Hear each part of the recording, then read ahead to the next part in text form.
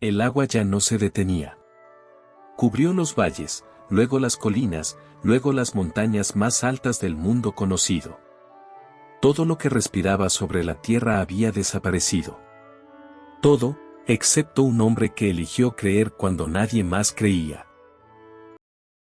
Había llegado un tiempo en que la oscuridad no era solo la ausencia de luz. Era algo que vivía dentro de los hombres, que crecía en sus pensamientos y se derramaba sobre todo lo que tocaban. Desde los días de Adán, la humanidad había conocido la bondad de Dios, el jardín, la promesa, la vida. Pero generación tras generación, algo fue cambiando. El corazón del hombre se endureció como la tierra seca bajo un sol sin misericordia.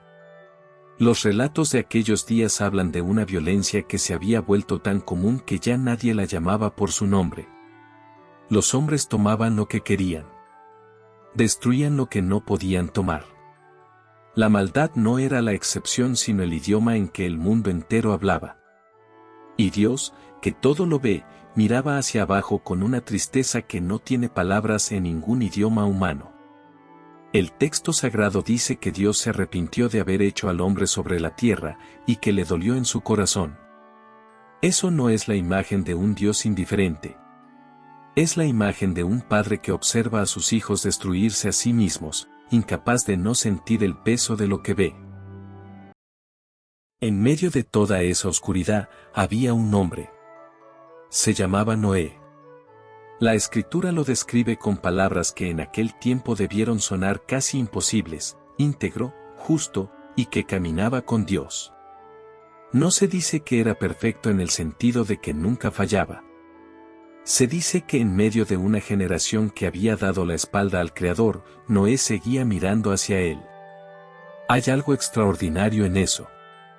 No era fácil ser diferente en un mundo que se había rendido por completo a sus propios apetitos.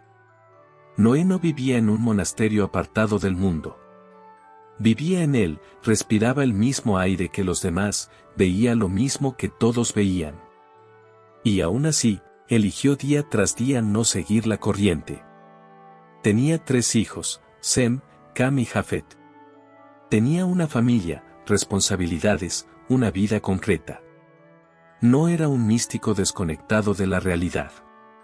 Era un hombre ordinario que había tomado una decisión extraordinaria, que no importaba lo que hiciera el mundo a su alrededor, él seguiría caminando en la dirección que Dios le había señalado.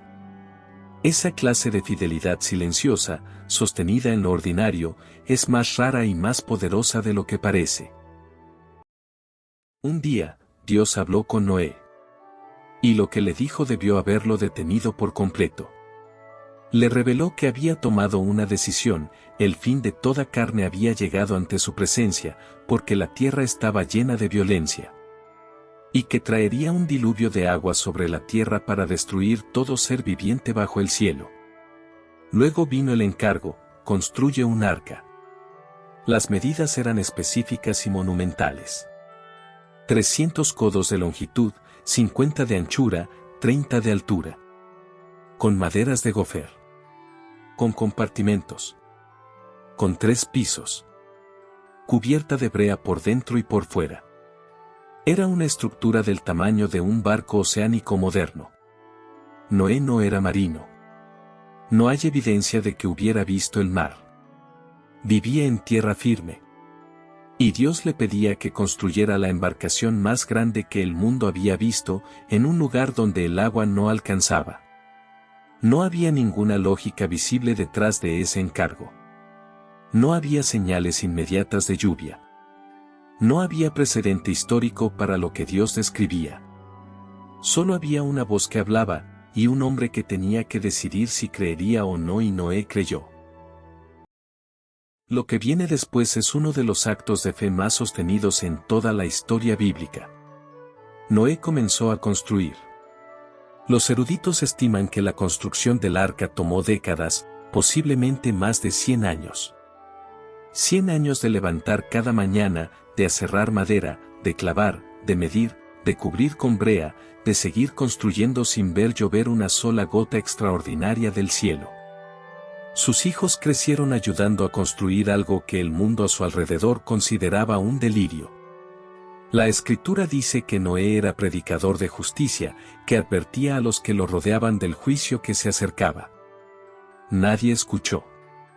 La construcción continuó igualmente. Hay algo profundamente humano en imaginar esos años. Los momentos en que debió preguntarse si había entendido bien. Las voces externas que lo llamarían loco, las dudas internas que nunca se mencionan pero que todo hombre conoce. Y sin embargo, el arca seguía creciendo. Cada tablón clavado era una declaración de fe. Cada capa de brea era un acto de obediencia. Noé no construyó el arca porque vio la lluvia. Construyó el arca porque creyó en quien se la había pedido. El arca era imposible de ignorar. Conforme crecía sobre el paisaje, se convirtió en el centro de todas las conversaciones, el blanco de todas las burlas. Nos es fácil imaginar la escena, Noé y sus hijos trabajando bajo el sol, rodeados de vecinos que se preguntaban en voz alta qué hacía un viejo construyendo un barco en tierra firme. Las bromas debieron tener nombres. Las risas debieron llegar hasta el campamento de trabajo. Sus hijos crecieron con ese peso, el peso de tener un padre que el mundo consideraba un lunático.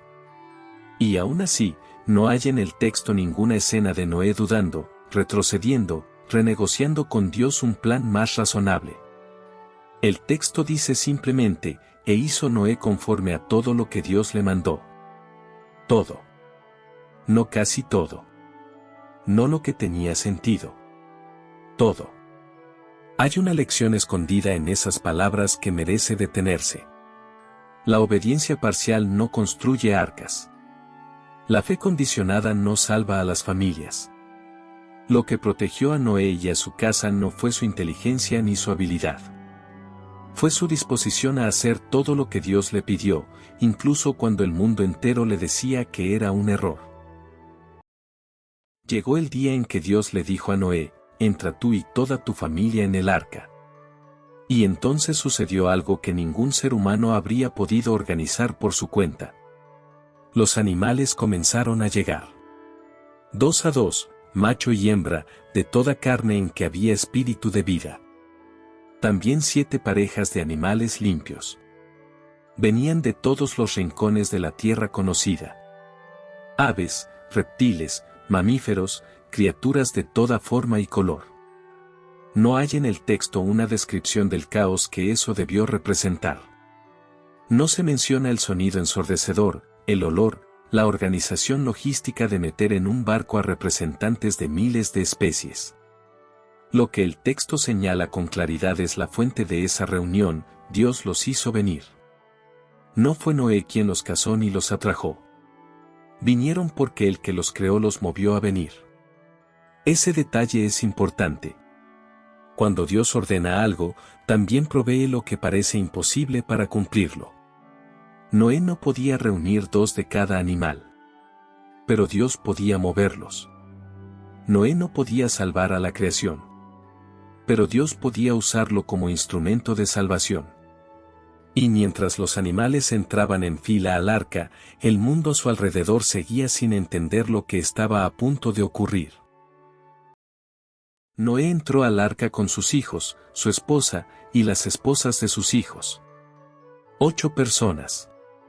8 vidas que representaban todo lo que Dios preservaría de la humanidad. Y cuando todos estuvieron adentro, cuando el último animal cruzó el umbral y encontró su lugar, el texto dice algo que estremece, y Jehová le cerró la puerta. No fue Noé quien cerró la puerta. Fue Dios. Hay algo de una solemnidad aplastante en esa frase. Dios mismo puso el sello sobre aquella embarcación. Dios mismo marcó el límite entre lo que sería salvado y lo que sería juzgado. Afuera, el mundo seguía sin entender lo que se avecinaba. Quizás ese mismo día hubo risas cerca del arca. Quizás alguien pasó y vio la puerta cerrada y lo tomó como una confirmación de la locura del anciano. No lo sabemos. Lo que sí sabemos es que 7 días después del cierre de esa puerta, las aguas comenzaron a caer. 7 días de silencio dentro del arca. 7 días de espera con la puerta cerrada por la mano de Dios. Y cuando empezó a llover, quienes estaban adentro ya no tenían que preguntarse si habían tomado la decisión correcta. El día 17 del segundo mes, todas las fuentes del gran abismo se rompieron y las ventanas de los cielos fueron abiertas. No fue solo lluvia. La Escritura describe algo sin precedente en la historia humana, agua brotando desde abajo de la tierra y cayendo desde arriba del cielo al mismo tiempo. En 40 días y 40 noches el agua cubrió la faz de la tierra. Los ríos se salieron de sus cauces. Los mares rompieron sus límites. Las llanuras desaparecieron primero, luego las colinas, luego las montañas más altas que el mundo conocía. Todo ser viviente que se movía sobre la tierra pereció. Aves, animales, bestias y todo ser humano. Solo Noé quedó, y los que con él estaban en el arca. El texto usa una frase que pesa como una piedra: fueron raídos de la tierra. No hay manera de suavizar eso. El juicio de Dios es real. Las consecuencias de la rebelión sostenida tienen un costo. Y sin embargo, en medio de esa devastación total, el arca flotaba. La misma estructura que el mundo había considerado una broma, flotaba sobre las aguas más profundas de la historia humana, cargando dentro de sí todo lo que Dios había elegido preservar. Dentro del arca no había ventanas hacia el exterior del mundo.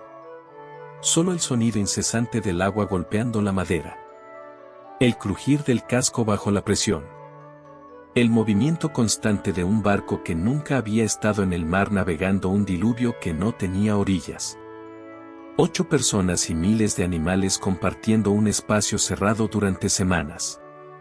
No tenemos los diálogos de esos días. No sabemos lo que Noé y su familia hablaron en la oscuridad mientras el mundo desaparecía afuera. ¿Había momentos de miedo? ¿Momentos de cuestionamiento? ¿Noches largas escuchando la lluvia sin saber cuándo pararía? La Escritura no describe los estados emocionales de Noé durante esos días.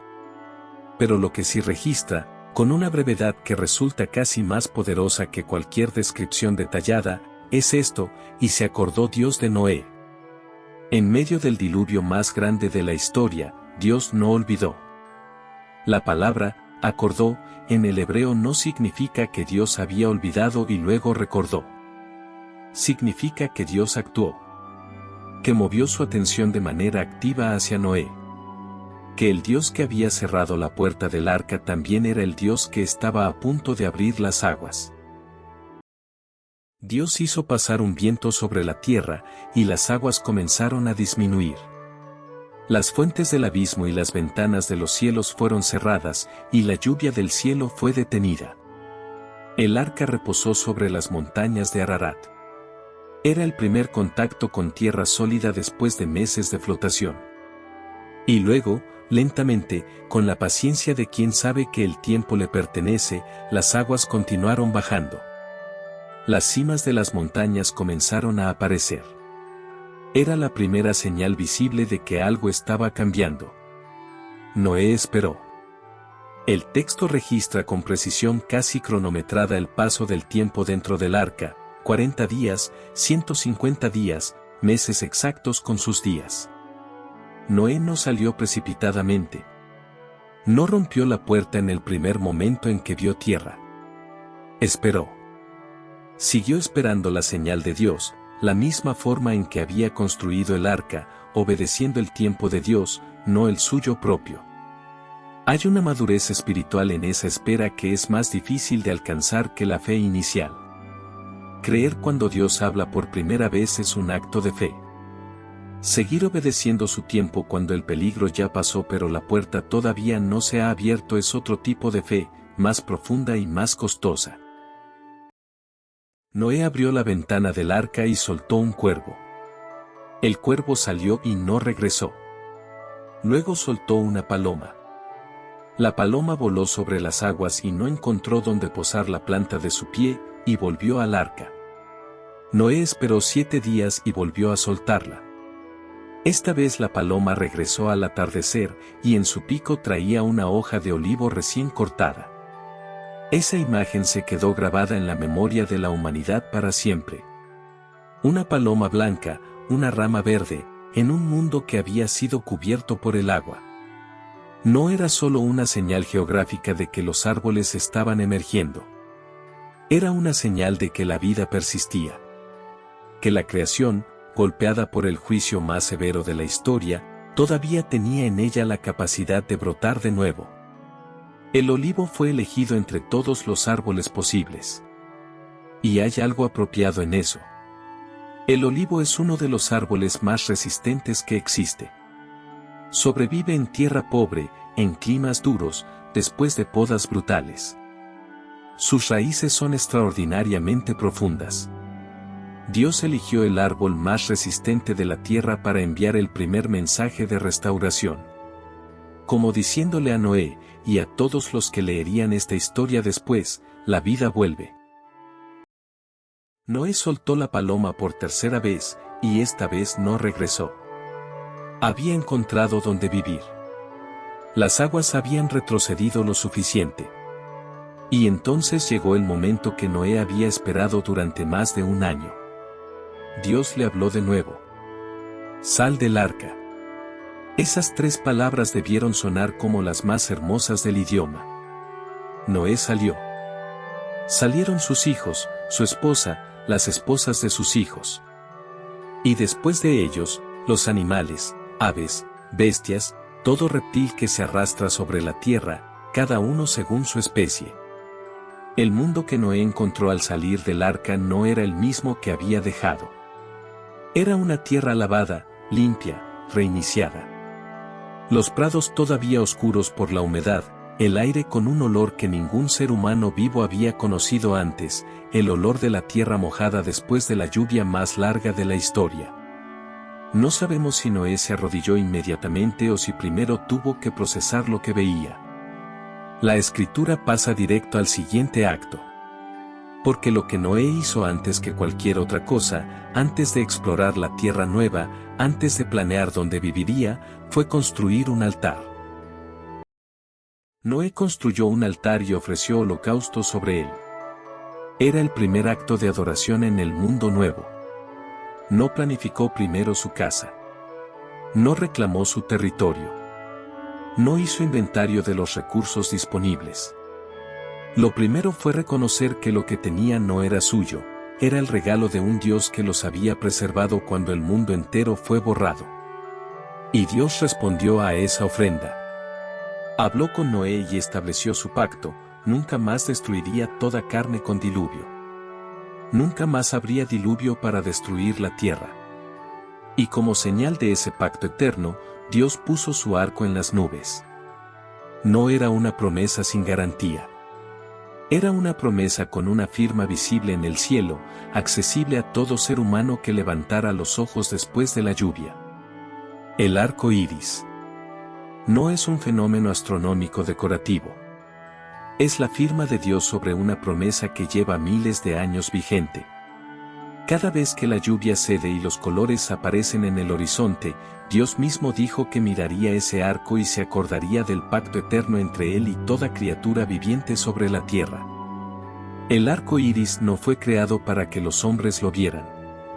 Fue creado para que Dios lo viera y recordara su promesa. La historia de Noé no es solo la historia de un diluvio. Es la historia de lo que hace la fe cuando todo a su alrededor dice que estás equivocado. Noé construyó durante décadas sin ver la lluvia. Obedeció instrucciones que no tenían ningún precedente visible. Aguantó las burlas de un mundo que consideraba su fe una locura. Y cuando el juicio llegó, el arca que había construido en obediencia fue lo único que se sostuvo sobre las aguas. El mundo moderno tiene sus propios diluvios, las voces que dicen que la fe es un anacronismo, que creer sin ver es ingenuidad, que la obediencia a Dios es un costo demasiado alto.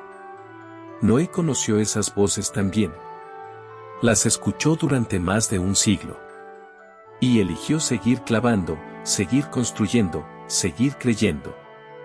La Escritura dice que Noé encontró gracia ante los ojos del Señor. No perfección. Gracia. Lo que Dios buscó en Noé no fue una vida sin fallas. Fue un corazón dispuesto a caminar con Él. Ese mismo Dios que se acordó de Noé en medio del diluvio se acuerda hoy de aquellos que eligen caminar con Él. No importa cuánto tiempo tome la construcción. No importa cuántas burlas haya en el camino. El arca de la fe siempre flota. Si la historia de Noé te movió el corazón, la historia de Moisés y el Mar Rojo te va a dejar sin palabras. No te la pierdas, la encuentras en nuestro canal. Suscríbete para recibir una nueva historia bíblica cada semana.